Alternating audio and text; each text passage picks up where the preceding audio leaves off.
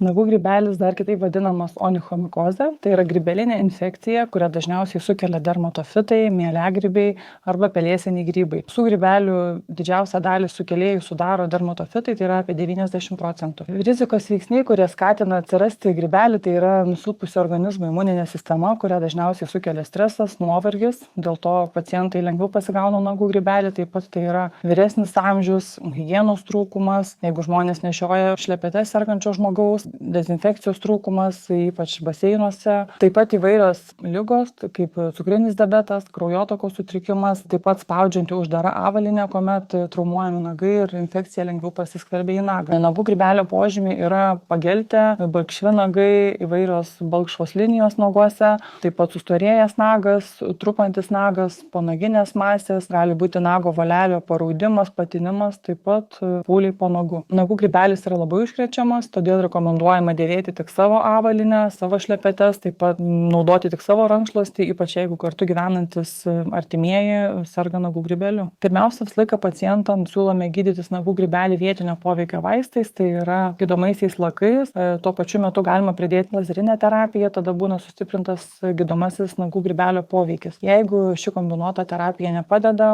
galima pacientui skirti sisteminius priešgrybelinius vaistus, tai yra tabletes. Jas taip pat galima kombinuoti su lazeriu, o jeigu visi šie kompleksiniai metodai nepadeda, tuomet pats paskutinis jau yra chirurginis nago šalinimas, tačiau šiais laikais jis taikomas itin retai, tik tuomet, kai nepadeda visi minėti gydymo būdai. Pas gydytoją dermatovenerologą rekomenduojama kreiptis tik pamačius pirmosius nagų grybelio simptomus, kad būtų galima užkirsti kelią tolimesniam grybelio plitimui ir pradėti kuo greičiau gydymą. Tada gydymas būna efektyvesnis ir užtrunka trumpiau. Gydymą rekomenduojama tęsti tol, kol nagas sveiko nago plokštelė. Po nagų grybelio gydymo rekomenduojama prevenciškai kelis mėnesius dar naudoti vietinio poveikio priešgrybelinius vaistus. Norint išvengti nagų grybelio, rekomenduojama baseinuose dėvėti savo šlepetes, laikytis asmens higienos, taip pat tenktis, kad kuo mažiau prakaituotų kojas, vengti uždaros avalynės spaudžiančios, kad netraumuotų nago, nešioti natūralaus pluošto kojines.